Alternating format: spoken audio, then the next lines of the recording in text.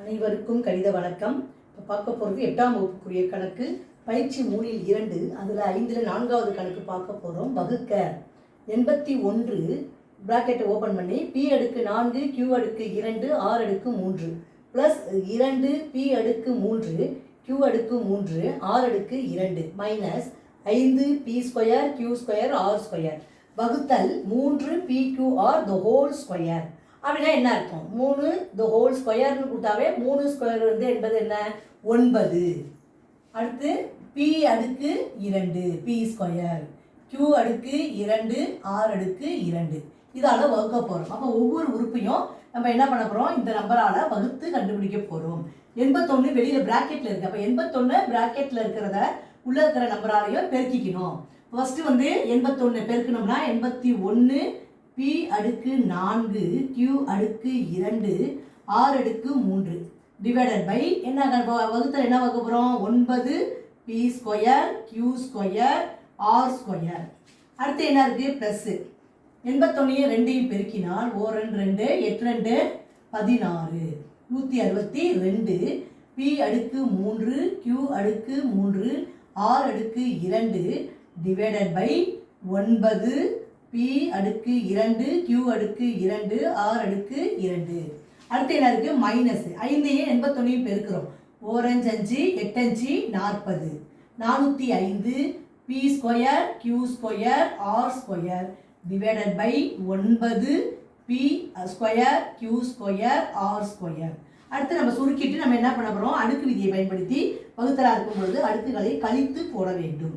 இப்போ பார்த்தீங்கன்னா ஃபஸ்ட்டு 9ஆல் 81 சுருக்கிக்கிறேன். 9 9 9 9 81. அதே மாதிரி இதையும் 9ஆம் வாய்ப்பாடில் சுருக்கிக்கலாம். 9 9. இங்கே பார்த்தீங்கன்னா எத்தனை 9 இருக்கு? 9 9 மீதி 7 72ல் 8 9 72. அதே மாதிரி இதையும் 9ஆம் வாய்ப்பாடில் சுருக்கிக்கிறோம். 9 9. இங்கே பார்த்தீங்கன்னா 4 9 36 மீதி 4 45ல் 9 45. இப்போ சுருக்கிட்டோம். அடுத்து இப்போ அடுக்கு விதியை பயன்படுத்தி இந்த கணக்கு செய்ய போகிறோம். 9 இருக்கு மேலே 9 p அடுக்கு 4 இங்கே எவ்வளோ இருக்குது? 2 மைனஸ் 2. அடுத்து q அடுக்கு அங்கே எவ்வளோ இருக்குது? 2 இங்கேயும் 2 மைனஸ் 2. அடுத்து r அடுக்கு 3 மைனஸ் 2. அடுத்து பாருங்க ப்ளஸ் போட்டுக்கிறோம். அடுத்து 18 p அடுக்கு 3 மைனஸ் 2 q அடுக்கு 3 மைனஸ் 2. அடுத்து r அடுக்கு 2 மைனஸ் 2. அடுத்து என்ன இருக்குது? மைனஸ் போட்டுக்கிறோம். 45 p square q square r square அப்படி இதை அடிச்சிடலாம். அப்போ மைனஸ் 45. இப்போ பார்த்தீங்கன்னா அடுக்கு விதியை பயன்படுத்தி போட்டிருக்கோம். இப்போ கழிச்சு போட போகிறோம். 9 p 4 2 போனால் 2 q அடுக்கு 2 மைனஸ் 2 q 0 என்பது 1. அதில் q போட வேண்டிய அவசியம் இல்லை. அப்புறம் r 3 2 போனால் 1. அப்போ 1ங்கிறத நம்ம அடுத்து போட வேண்டிய அவசியம் இல்லை. இப்போ 9 p ஸ்கொயர் r. அடுத்து ப்ளஸ் இந்த கணக்கு கொடுத்துருக்கோம். 18 அப்படியே போட்டுக்கிறோம்.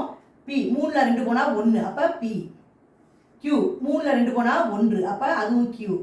r 2 minus 2ங்கிறது 0.